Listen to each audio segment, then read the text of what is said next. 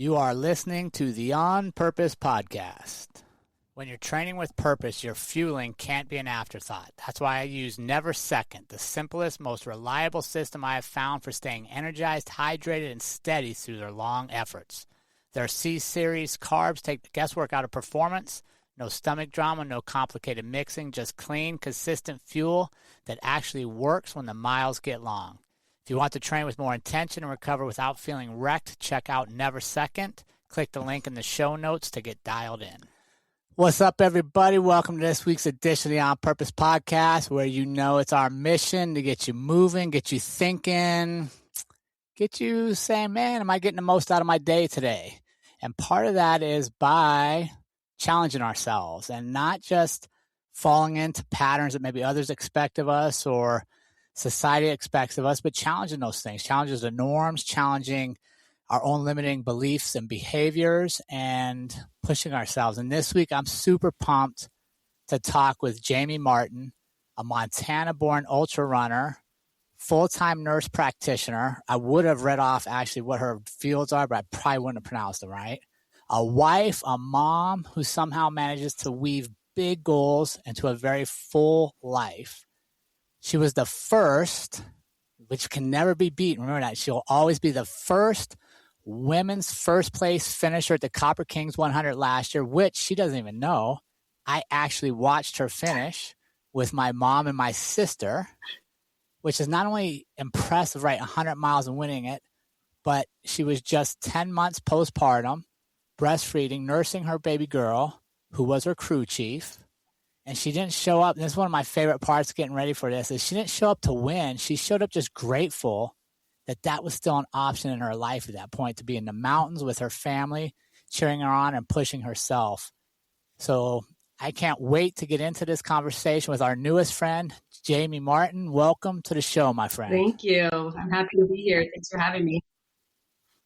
Yeah. So I didn't even tell you that, but I actually watched you finish last year. I think I'm most impressed that I finished around like 2:30 a.m. So kudos to you and your mom for being out there. Yeah. So it was, so interestingly, it was my mom's 70th birthday. So my sister came in from Boise and I came up. I don't even know where I was at that point, but we came up and we were celebrating her birthday that weekend. And Copper Kings just happened to be going on. So we went up and we watched, I think it was like 10 o'clock at night. The first male finishers came through. So we saw them and then we saw you. And then we came back about 10 o'clock in the morning to watch like a big wave of right around the 30 hours come through. That's awesome. Well, thank you for being there. Thank you for running so fast. When you think back on that and you're like, okay, I'm the first one in this race. Like I won the very first one. Like nobody will ever be the first winner again. What does that mean to you? Or like, would you ever ponder that? Yeah, I mean, I think it's just really cool. Like you said, Montana native, spent time in Butte. I actually met my significant other, my husband now, in a roundabout way. We met in Butte. So it's just a special place. So it's really cool.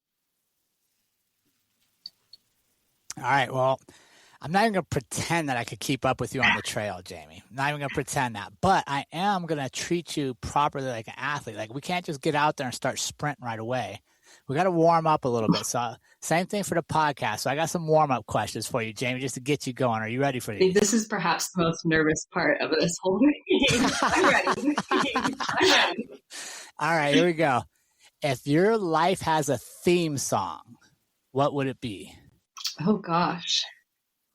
You know, I've listened to some of your other podcasts, so I've heard the warm-up questions. I'm not a huge music listener, I have to be honest. I like music, but I'm just not like that into music. I've been really into Ella Langley lately. I think she's awesome. She has a new song that came out called Dandelions, I believe is the name. You know, it's like for a little more wild, just taking life as it comes. I think that's maybe a little bit of a theory I follow. Yeah, that's a good one. All right, what about you'd realize I switch these up all the time, so I appreciate you listening. Yeah. But I actually, I did use them all the same for like a year. And I was like, man, I personally need to hear some new questions. Yeah. But I love them because it just helps me, like, one, like I can learn books from them or music or just understand people's thoughts a little bit. So what is your favorite quote or mantra that you use to get you to push through tough times? Well, in the theory of talking about running, I think when it comes to like running long distances, something I often tell myself is forward progress is progress. So whether you're running, walking, hiking, crawling, moving forward is moving forward. Yeah, I love it. All right, here's an old classical warm-up question. If you had a superpower, what would it be and why? Ooh, that's a good question. I think in theory, I would say like knowing what other people are thinking. But that could be really dangerous. So maybe that's not necessarily the superpower. But I think being able to fly would be pretty cool. Okay. Where would you want to fly to? I think that would be the beauty. You could go anywhere. That's true. You just fly all day. Yeah. You might not get much done. You just be out flying around. Yeah, I think, clearly we're outdoorsy people. We do this thing where we love being in the mountains. So another facet to be able to see wilderness would be amazing. What about favorite book? I would probably have to say like a Kristen Hannon book. The Women as a Nurse. I love that book. The Nightingale is an awesome classic. All right. And if you had to describe the season of your life you're in today with one word, what would your word be? Chaos.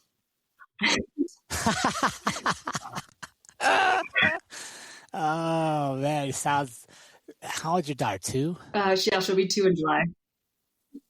Oh, yeah, chaos is a good word. You're always picking up toys.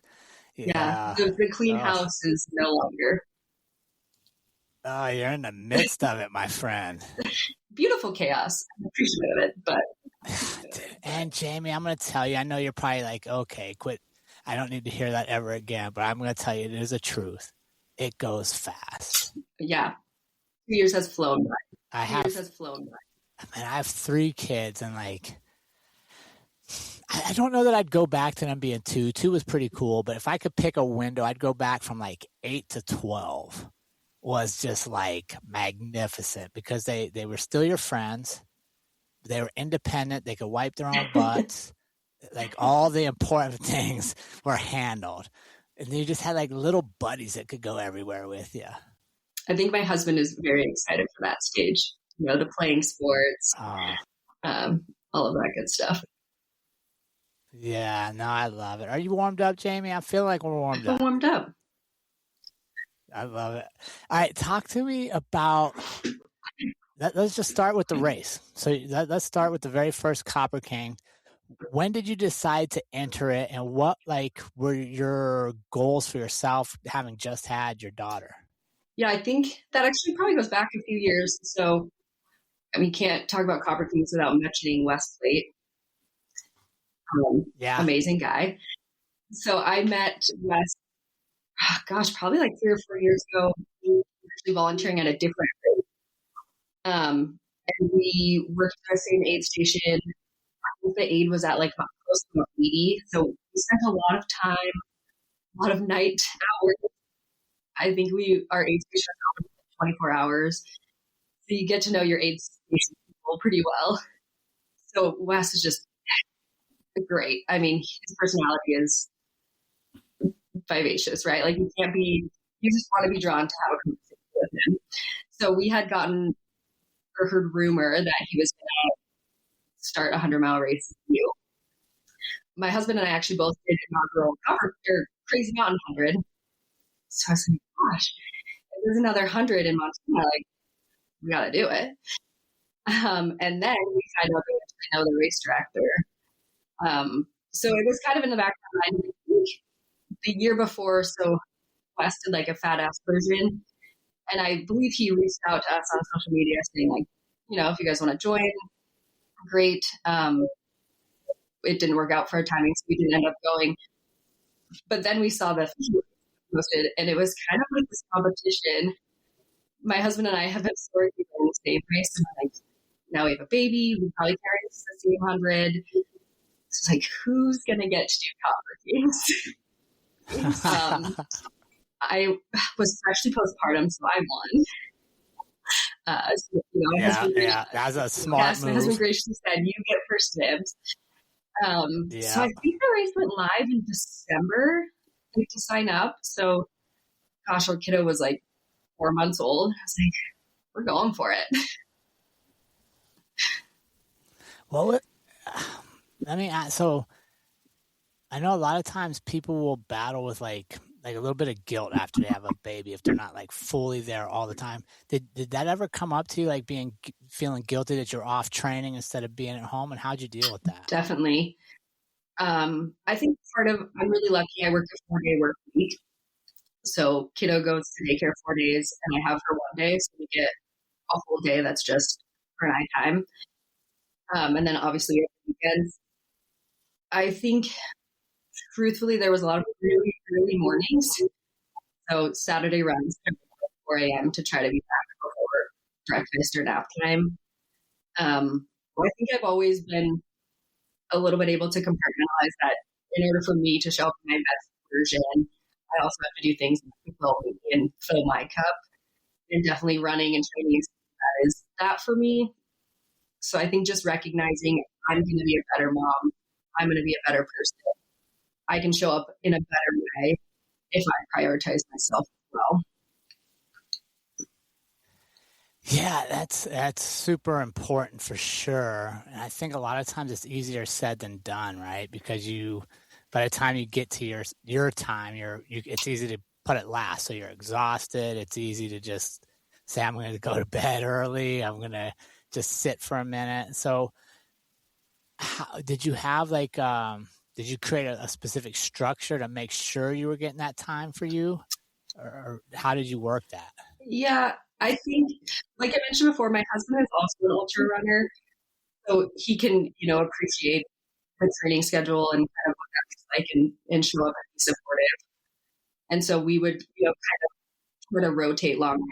So he would have kiddo Saturday morning, and then he would go out for a long run Sunday, and I would have him in the morning.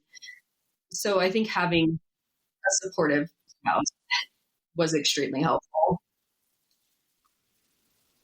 Now that's good, especially if one that understands like the rhythms of what you got to go through to prepare. Yeah, and being able to, I think so. Copper Kings was in June, and he did 100 the end of August. So we were able to kind of split up our training. So when I was in the peak of training, he was just getting ramped up, and then after Copper Kings, we kind of got to prioritize those long weekend days, and be able to make sure he got adequate training too.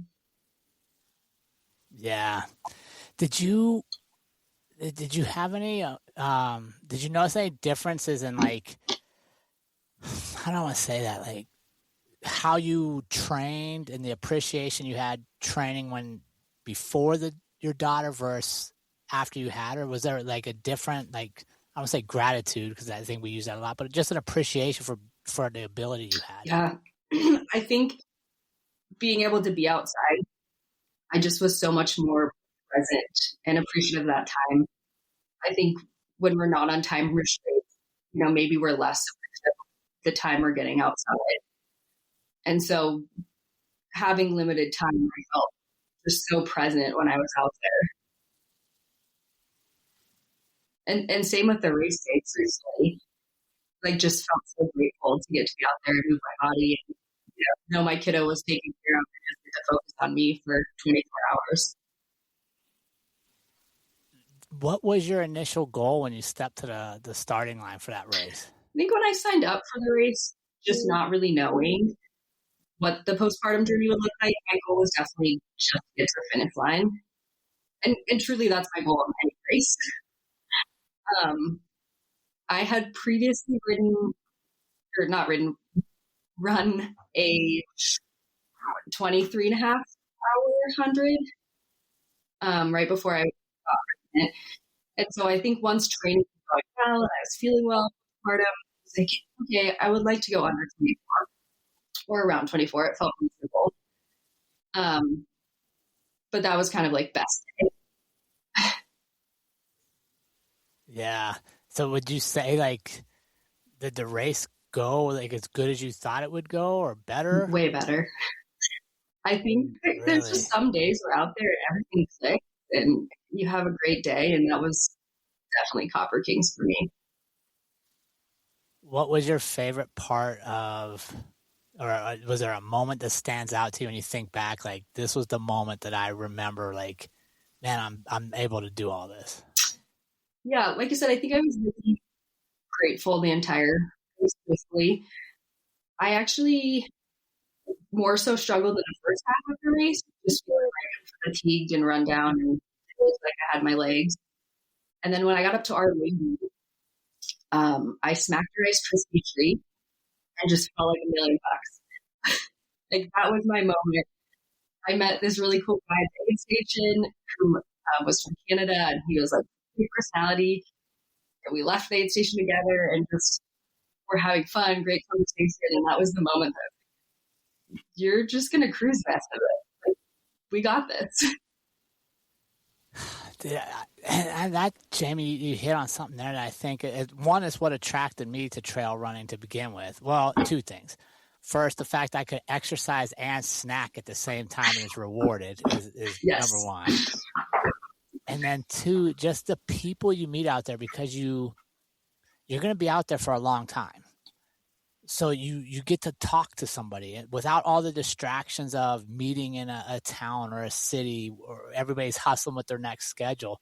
So I guess what does that mean to you? Like when you're out there and you're like, wait, this person's actually listening and engaging. What do you get from that? I mean, that's like the epitome of why we love ultra running. You know, we can go out and run and, you know, see people on trails, but really being in that environment and not only thriving with others, but also struggling with others, right? So, yeah, I ran with quite a few people during that race, probably more so than I have any other race. I ran like the first 6 miles with a gentleman that I actually, we work at the same hospital. So that was kind of crazy. So we ran a lot of the first part of the race together, and we've stayed in contact since. And then the second half of the race, you know, I was feeling really good. And so I actually came across a lot of people who were struggling. And, you know, would get to run with them for 1 or 2 miles and just kind of commiserate a little bit, you know, like everyone's struggling in that latter part. But it's also motivating to see someone, you know, pushing through hard times and then also be able to motivate others and do well. So I would say that's the best part of any ultra is the people you meet, the connections you meet. I've met, you know, I've reached out to a handful of people after the race and we've stayed in touch on social media, and it just really is a special bond that I don't think you can experience anywhere else. Yeah, you know, I will tell you the only place I've experienced it, and I'm new to ultra running, like I don't profess to be good at it by any means, is in the world of mixed martial arts, believe it or not. People they're actively like fighting, and not the competition piece is different because it is one-on-one, and one of you is going to win and one of you is going to lose, and there's no doubt about it. Whereas in trail running, I'm not competing with you. It's just me and the trail, and we just happen to share the time together. But I think what that commonality is like you're doing something really hard to find out something about yourself. So there's a respect, right? Like I don't look at you and see a negative lens or whatever's going on in the world today. I'm like, man, like she's pushing herself. That's automatic respect. She's here. And if I could take something from trail running and just apply it to the general populace, it would be just that when we cross paths with people, we wouldn't look for our differences. We wouldn't look for why I shouldn't like them. We wouldn't look for why I disagree. We look for, I respect this journey they're on because I'm on it too. Yeah. I had a lot of like gratitude the second half of the race. Like I said, I was typically passing people and like people were so positive. And I think that's the beauty of ultra. And I've been on the other end of that too, where someone comes up, you know, you have 20 miles to go and cruises past you, and you can't help but feel proud of that person or happy for that person. So yeah, it's not about the time, it's not about the place. Like, you just feel happy that someone else is having a day out there. Yeah, it's just such a beautiful thing, right? Like, your success doesn't take anything away from me.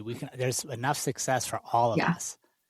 And yeah, no, that's so beautiful. It's so awesome that you're aware of that, right? And that you're not like looking at your watch to see if you're on time for pace and what are your splits. Like, there's another human right here with you, and maybe I can just give you a word of encouragement that lets you finish, which was all their goal was to begin with. Definitely. So have you ever had a time on the trail that stood out to you as being like, I don't say life change because I think that's too dramatic, but like maybe you were in that dark place and you were like, I'm just getting to the next aid station and done. Like, I can't do this anymore. I have all these doubts, and somebody you didn't know comes by and says something to you or spends some time with you. Do you have a moment like that comes to mind on that? I don't know if I have any of those moments of like being in like this really dark low, truthfully, and like someone else breaking me out of it.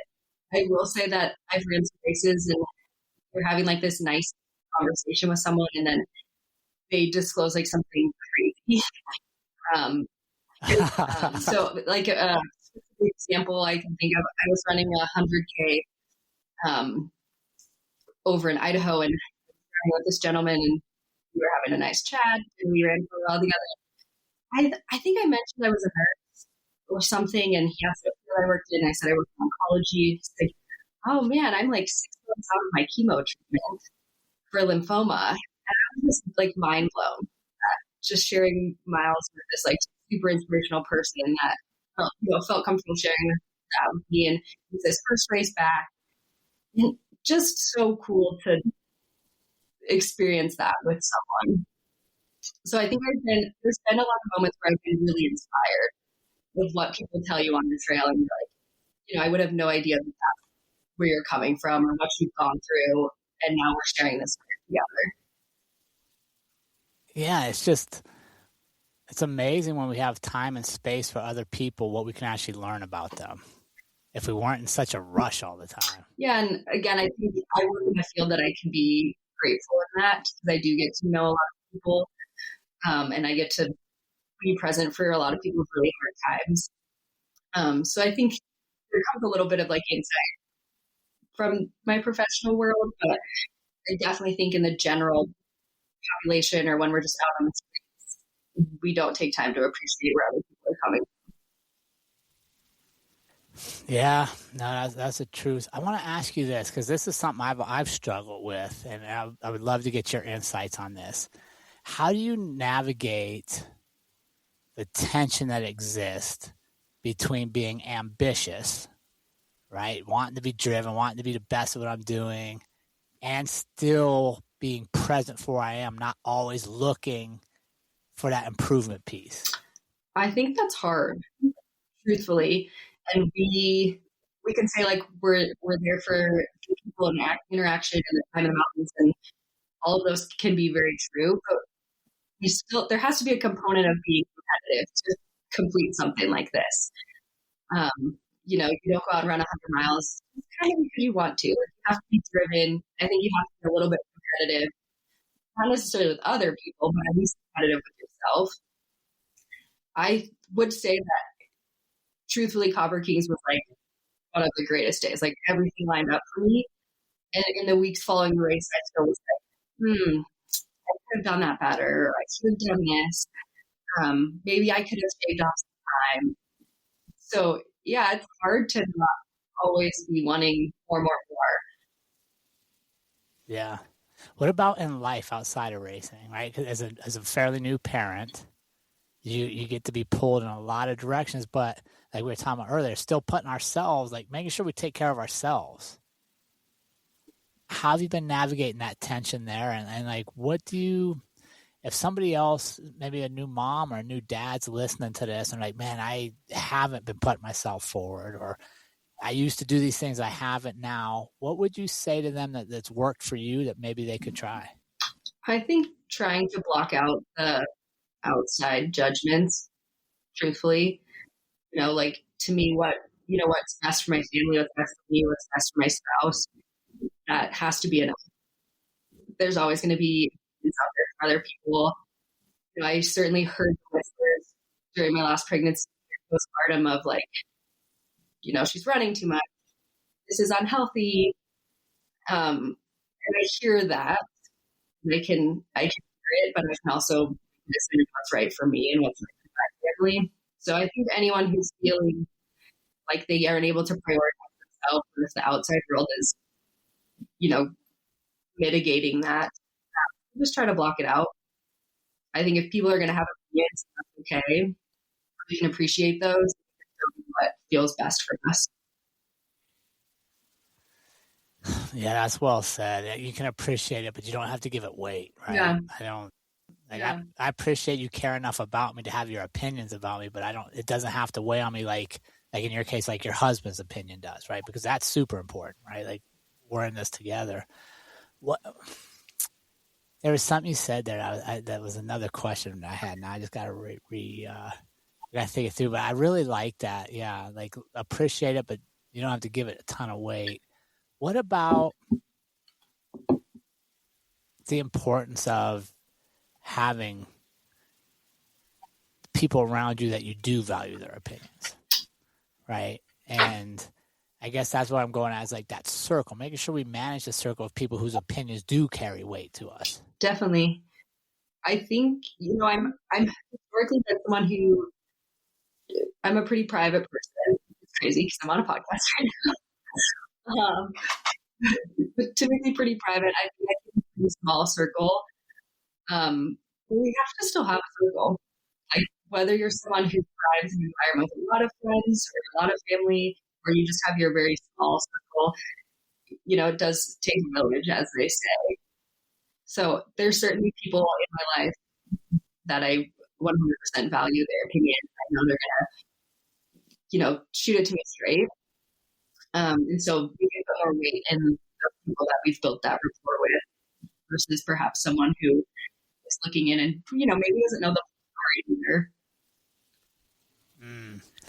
Yeah. That's a thing, right? Like making judgments if we don't know the whole story, and not just of people doing it to us, but are we doing it to others, right? Like what are we doing? Like, are we being who we're trying to attract in our world? Yeah, that's good. Jamie, when you think of your story so far, right? Is there part of it that when you say, like, man, that's hard to believe I actually accomplished this, or it's hard to believe, like, this is actually my journey? Yeah. We kind of joke around that my husband and I like to, like, do everything at once. Why not? So, like, why manage the chaos? Just bring it on. So when I actually got pregnant, I was in my last semester of my doctorate program for school. So, I graduated with my doctorate degree in May, took my boards in June, had a baby in July. Then, coming back less than 10 months later, running 100 miles. I think I'm just sometimes trying to take a step back and like, how did you do all those things? Like, I started working a full-time job. I think in the moment you just roll with it, but there's definitely moments that I look back and I'm like, what? How do we do all of those things? Yeah, dude, that's amazing. That's an amazing period of time for sure. And when, I don't even know what to say on that other than, like, good for you. Right, like, good for you for living it and not waiting for something to be perfect right there. I think that's one of the traps that's so easy to fall into, is be like, oh, I want to do this or I want to do that, whether it's whatever it is. Like, it doesn't have to be running, right? But I'm going to wait until 6 months from now or a year from now, because then I'll have more money in the bank, or I'll have a new promotion, or I'll have this, and then next thing you know, you're at the end of your life and you're like, gosh, I never got to it. Yeah, I think there's always something that's, we can say, like, well, I can't do this because of this. But we can. We just make time somehow and make it work. Yeah, absolutely. What about this, Jamie? This is something that I was super intrigued by because your daughter crew chiefed, even though she didn't know she did. What do you hope she gets from seeing her mom do stuff like this? I mean, I think there'll always be like a little bit of like woman empowerment, right? Like we can do hard things, men can do hard things too, but we gotta represent for the women. So, I think just her always knowing like she can do hard things, and whether that's running, whether that's sports, whether that's a profession, like we can do it all. We don't have to give up one thing to do another. My husband will often say, like, we have a certain amount of bucket, a certain amount of water for those buckets, and we might have to take a little bit from one bucket to fill our other bucket, and that doesn't mean we have to get rid of the bucket, right? Like we can still do all of these things we love, and there's times in life where we're going to have to pour more into one thing than the other, but we still get to do them all. Yeah, no, and I, as a father of 2 daughters, I'm 100% with you. Like that was one of the things that my wife and I tried to instill in our girls was like, you are capable of whatever it is you choose, right? And when I think of that and hearing your story now, it takes me to Cocodona from last week and watching Rachel Entrican. Big Cocodona fan. How can you not be? Right, you get a whole week of live streaming. It's like one of the best weeks ever. So great. Very little work done. Don't tell my boss, but the live stream is rolling. No, they've done such a good job with that. And like, my wife is getting annoyed because she's like, do you still have that on? Like, have you done anything but live stream? I'm like, well, I'm kind of working, but I'm doing like, both. How long have they been running? Days. And the fact she went, I don't know if you listened to many of her interviews since then, but it was, there was one, I forget what podcast she was on, but she was talking about where her and String Bean were like the 2 leaders, and he was starting to slow down, and she was still going because he felt good, but she started having these doubts of like, am I making a mistake? Should I be doing what he's doing? He's the high level pro that everybody thought was going to win it. Who am I to pass him? And I just love that, right? Because like she had an option to believe in herself or to kind of fall back to what everybody else was doing, and she went. And now look, like smashing the course record, beat all the guys in the field. Like that's what you're doing, right? Like on a different scale, you're out doing things that your daughter's like, okay, my bar is way up here because my mom, my dad showed me that's the bar. Yeah. I mean, Rachel that was just crazy to watch. I mean, Courtney DeWalter has done the same in the past too, a woman winning out the race outright, but yeah, it's such an inspiration. And I think it does take a lot of courage to take that step and say, like, I feel good. I'm going to go past the lead male. Like gender doesn't matter here. It depends on how I feel and I feel ready to rip. So I think it's really inspiring. And something else she said was something to the effect of like, why not me? So, why does it have to be someone else? Why not me? I feel good. I'm ready for it. But yes, to a different level, obviously. There was definitely times at properties I didn't necessarily know I was the lead woman until Our Lady, which is around like about 50-ish. And then the HC people up there were like, you're the first woman. And I was like, oh, I don't know if I want to do that. But I got to like mile 35 and I was like, I think I went out too hard. Like this is going to end bad. And then it just, the wheels didn't fall off. So I'm not saying like go out really hard and it's always going to work out.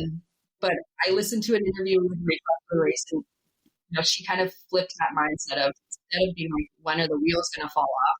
What if the wheels don't fall off?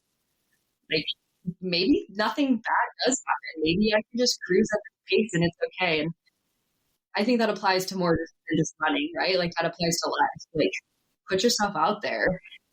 Go for the, career. Go for the promotion. Like maybe it doesn't work out, but maybe it does. Right. No, I'm so 100% with you, right? Like, oh my God, what if this happens? What if that happens? Okay, what if they don't happen? Yeah. What if you're wildly successful? What if you're actually the best you're literally stepping and being the best you've ever been. What if that happens? Right? Like, why, you know what I mean? I'm kind of with you in life. Like, we do a lot of things. Like, we'll jump when other people are like, I don't know, that doesn't seem like a good idea. We're like, I don't know, we're going to find out because we're already halfway there, because stuff usually works out.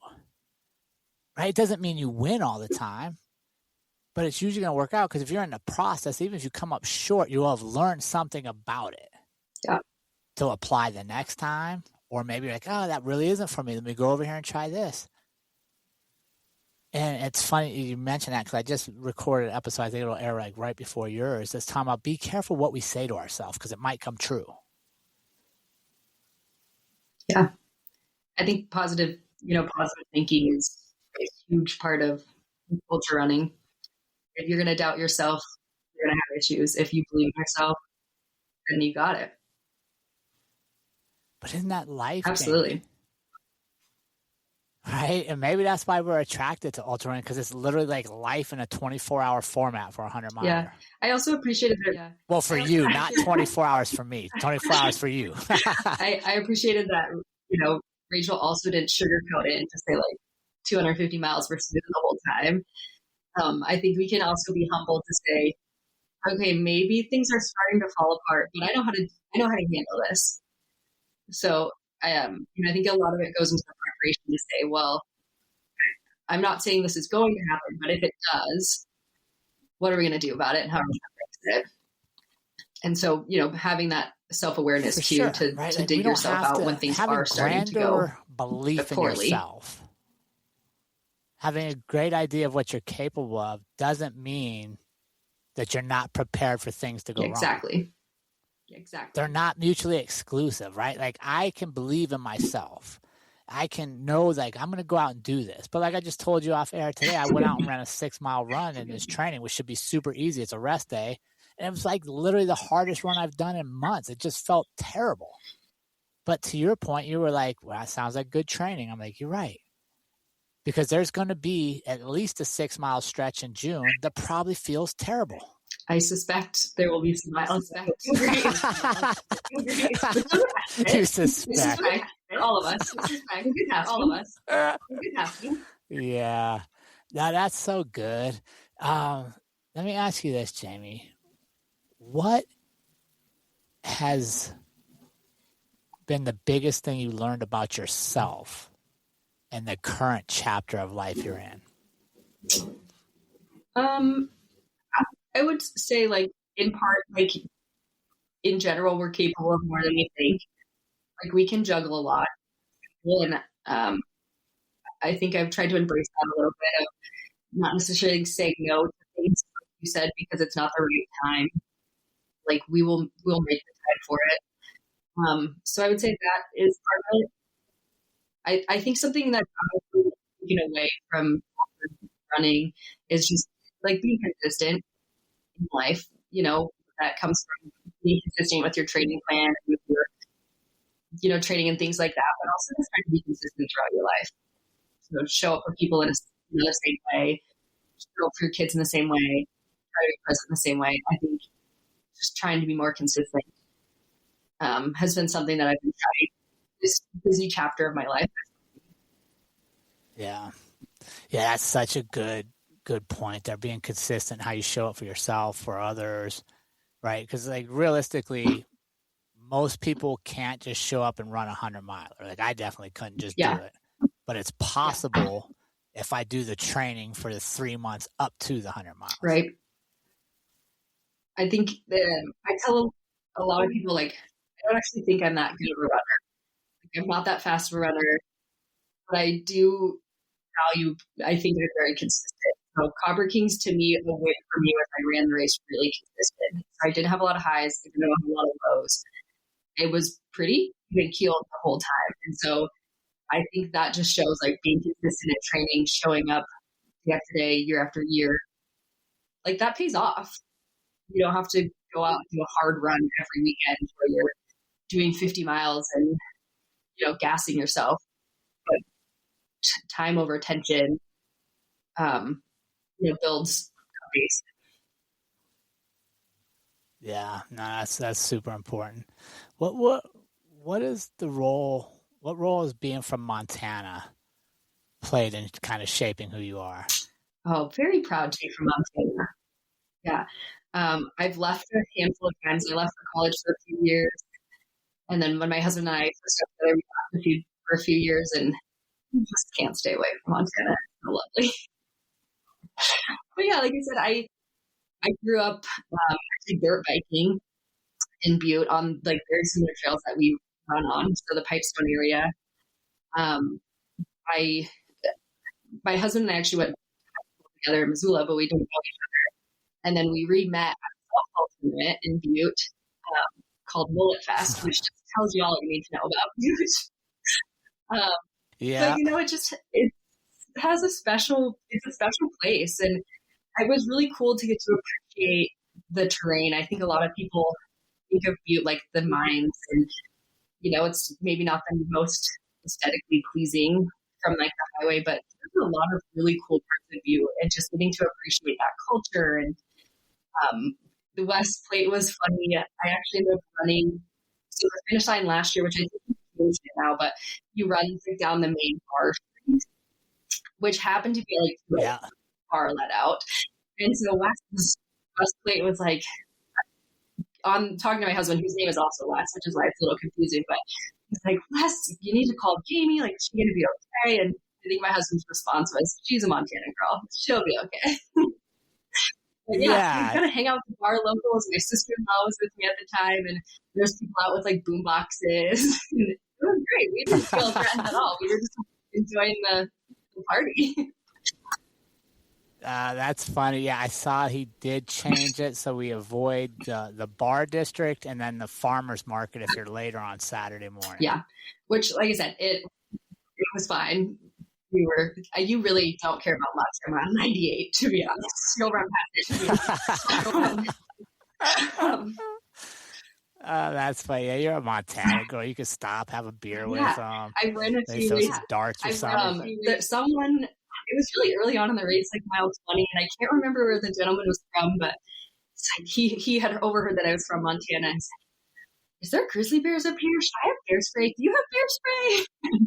This was really kind of endearing that. I was like, well, I don't have bear spray. Maybe we should, but like, again, being from Montana, we just feel like, Yeah. Oh, that's funny. Jamie, what do you hope listeners take away from this conversation? If there's something you could give them, what would you hope they take away? I think I've always, not always, but since Copper Kings, I really hope to inspire women. Like, it's really hard being a woman and trying to balance like a career, running a family, having crazy hobbies like ultra running. And so I would hope to inspire people to, like, you can do it all. Maybe you're not going to do everything 100%, but don't give up on things that you love in order to do something else. So to any young woman athlete out there that's debating, like, do I start a family? Do I continue training? Obviously choose what's right for you, but also know that those things aren't exclusive. You can start a family and you can still maintain and do the things you love. Yeah, no, that's such good advice. Jamie, where can our audience follow you? And I think I see you on Instagram a little bit. Yes, I am on Instagram. I don't actually even know if I know my Instagram handle. I think it's Jamie Joe. We'll put it in the link if that's what you want. So that with Jamie Joe or something like that. I was just looking at it earlier to get ready for this. Well, so is that what you would like people, if they want to ask questions or connect with you, follow you on Instagram? Yeah, absolutely. Yeah, we'll throw that in the show notes for everybody out there. Jamie, it's been awesome getting to talk with you. I'm excited to hopefully meet you at Copper Kings this year if you're down in Butte. And I wish you the best and keep filling your plate full of stuff. Life's short. You never know. Yeah, very excited for you and your son, right? Yeah. On your first 100 Yeah, worst comes to worst, we get a day and a half together out in the woods. It's going to be great. Maybe longer if we get lost. I don't think you'll get lost. It's a pretty well marked trail. Well, that's what I like to hear, Jamie. Positive reinforcement. Thank you so much for joining us. It's an honor to have you on the show, and we can't wait to follow along in your journey. Thank you. Thank you for having me. Hey, everybody. It's Jerrod Hardy here. If the On Purpose podcast has sparked something in you, maybe a shift, a question, or a deeper dive, my Excellence in Leadership course is built to help you act upon it. This isn't just about leading others. It's about leading yourself with intention, resilience, and clarity. Whether you're an individual chasing growth or a team ready to level up, I offer custom coaching and speaking engagements to meet you where you are. Visit teamhardy.net and let's grow with purpose. And remember, team, life is far too short to live any other way than on purpose. We will see you all again next week.